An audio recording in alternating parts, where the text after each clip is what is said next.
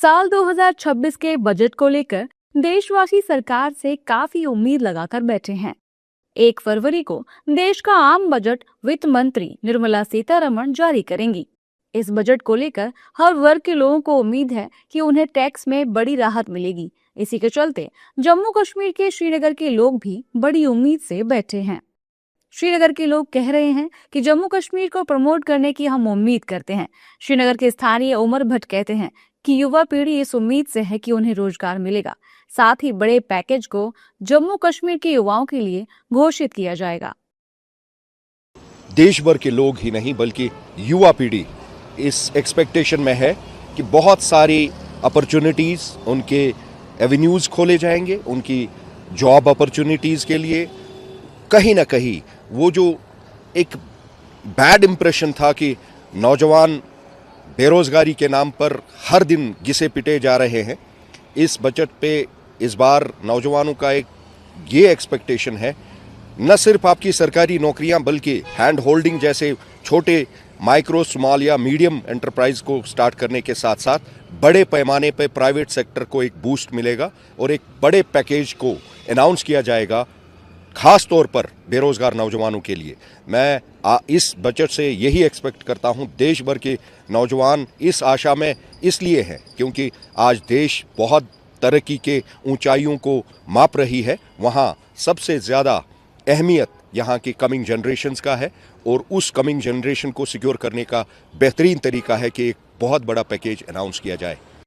जबकि श्रीनगर के होटल कारोबारी आसिफ इकबाल बुर्जा ने कहा कि सरकार को यहाँ के टूरिज्म को और प्रमोट करने की जरूरत है। उन्होंने कहा कि सरकार सबसे पहले टैक्स में राहत दे और राज्य के टूरिज्म को खूब प्रमोट करने की जरूरत है।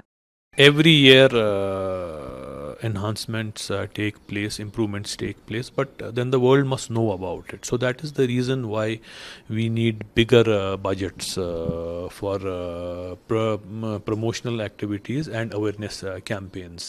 So people should know about it. Once people come to know about it, and they will show interest and they will plan their trips. देखिए, I mean, we don't need to make additional packages. We need to promote our destination. I mean, because there is so much to offer in terms of landscape, in terms of the experiential tourism. So जितना हम ज़्यादा promote करेंगे, जितना ज़्यादा awareness campaigns हम करेंगे, उतना ज़्यादा लोगों में interest आएगा यहाँ आने के लिए।